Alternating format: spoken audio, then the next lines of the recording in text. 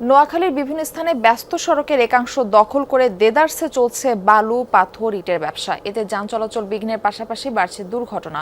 অভিযোগ রয়েছে দীর্ঘদিন ধরে এমন অবৈধ কার্যক্রম চললেও নজরদারি নেই প্রশাসনের। নতুন ব্লেন্ডে আরো রিচ অ্যারোমায় সেলন ফ্যামিলি ব্লেন্ড টে।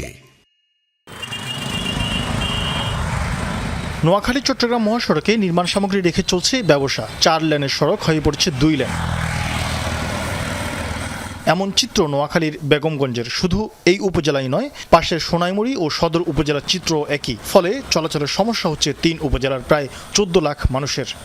কিছু ব্যবসায়ী, অসুধের ব্যবসায়ী বালু কণা অনেক কিছু ফেলে রাস্তা ভর করে ফেলছি। আমি রাস্তার উপর দিয়ে আসা লাগছিল, তো আরেকটা গাড়ি আসি আমাকে ধাক্কা দিয়ে অ্যাক্সিডেন্ট করে দেয়। আমরা চলাফেরা করতে পারি না, কি জানি গাড়ি ঘোড়ার ভয়ে আমরা অন্য জায়গা দিয়ে হাঁটতে হয়।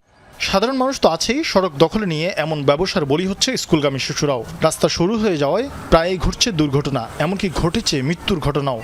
গত বৃহস্পতিবারে একজন ছাত্র অ্যাক্সিডেন্ট হয়েছে, এখন আমরা ভয় পাইতেছি। রিক্সা আমাকে মারে পরে আমি এখানে ব্যথা পেয়েছি, আবার হাঁটুর এখানে ব্যথা পেয়েছি। আমাদের আসতে অনেক কষ্ট হয়, বাচ্চা পোলাপান নিয়ে আসতে কষ্ট হয়, বাচ্চা পোলা অনেক অ্যাক্সিডেন্ট হয়। আমাদের একটা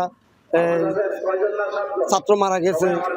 রাস্তার উপর নির্মাণ সামগ্রী রাখাই উঠছে ধুলাবালি, বাড়ছে বায়ু দূষণ। এতে শ্বাসকষ্টজনিত সমস্যাও দেখা দিচ্ছে অনেকের। অর্ধেক রাস্তা মারেই রাখে, অনেক গাড়ি আসে ওভারটেক করে আমাকে চাপ দেয়, আমরা গাড়ি দুর্ঘটনা হয়। পাবলিক মারা যাইতেছে, ব্যবসা বাণিজ্য করতে রাস্তা ব্লক করি, গাড়ি ওভারটেক করা যায় না, মানুষ অ্যাক্সিডেন্ট হয়। নাকে মুখে দিয়ে ধুলাবালু ঢুকে, ধুলাবালু ভরে গেছে, মানে শ্বাসকষ্টের সমস্যা। প্রশাসন বলছে কম্বাইন্ড অপারেশনের মাধ্যমে অবৈধ এই ব্যবসা বন্ধে শিগগিরই নেওয়া হবে পদক্ষেপ। আপনাদের মাধ্যমে আমরা অলরেডি অবগত হয়েছি। আর্মির যে ক্যাম্প আছে সেই ক্যাম্পের কমান্ডার এবং র্যাবের যিনি দায়িত্বরত অফিসার আছেন তার সাথে আমরা কথা বলেছি। আমরা কম্বাইন্ড একটি অভিযান অতি শীঘ্রই আপনারা দেখতে পারবেন। শরীফ ফারুকী, যমুনা নিউজ।